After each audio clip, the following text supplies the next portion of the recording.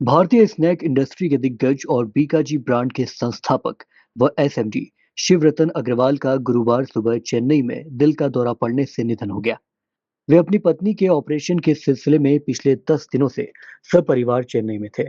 उनके निधन की खबर से उद्योग जगत और बीकानेर में शोक की लहर दौड़ गई। शिव रतन अग्रवाल अपनी पत्नी के हार्ट बाईपास ऑपरेशन के बाद उनके साथ चेन्नई के एक होटल में ठहरे हुए थे। गुरुवार सुबह करीब 7:30 बजे उन्हें सीने में बेचैनी महसूस हुई। आनंद फानन में उन्हें निजी अस्पताल ले जाया गया, जहां डॉक्टरों ने उन्हें मृत घोषित कर दिया। उनका पार्थिव शरीर बीकानेर लाया जा रहा है, जहां शुक्रवार सुबह उनका अंतिम संस्कार किया जाएगा। उनके निधन के शोक में बीकानेर के करनी और बिछवाल इंडस्ट्रियल एरिया स्थित बीकाजी की फैक्ट्रियों में उत्पादन तुरंत प्रभाव से रोक दिया गया।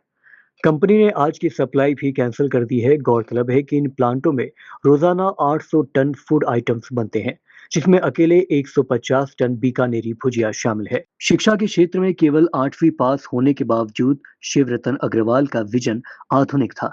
उस दौर में भुजिया केवल हाथों से बनाई जाती थी। अग्रवाल ने विदेशों की यात्रा की और भुजिया बनाने की तकनीक को मशीनीकृत करने का साहस दिखाया। बीकाजी भारत का पहला ऐसा ब्रांड बना जिसने मशीन से भुजिया का उत्पादन शुरू किया। हालांकि बीकाजी ब्रांड ही नहीं बल्कि बीकानेर में बनने वाली सभी भुजिया अपने आप में खास होती है और उसके जैसा स्वाद किसी और जगह पर बनने वाली भुजिया में नहीं आता। इसके पीछे कई कारण हैं, जैसे स्थानीय मसाले और सामग्री। बीकानेर की भुजिया में जो मसाले और सामग्री इस्तेमाल होती है, वे विशेष रूप से इस इलाके के वातावरण और कृषि के अनुसार होते हैं।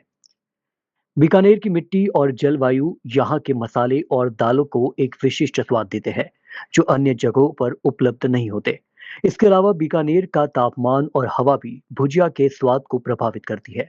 यहाँ की गर्म और सूखी जलवायु में भुजिया को एक विशेष तरीके से फ्राई किया जाता है, जो अन्य स्थानों पर वैसा नहीं हो पाता। साथ ही बीकानेरी भुजिया को बनाने का तरीका भी खास है। इसमें बेसन का मिश्रण बहुत बारीकी से तैयार किया जाता है और सही तापमान पर तली जाती है, जिससे इसका क्रंच और स्वाद अद्वितीय होता है। वहीं बीकानेरी भुजिया बनाने में जो कढ़ाई और प्रक्रिया इस्तेमाल होती है, वह भी खास होती है। वहाँ के पारंपरिक कढ़ाई में धीमी आंच पर और विशेष तकनीक से भुजिया तली जाती है, जो इसे एक अलग स्वाद और बनावट देती है।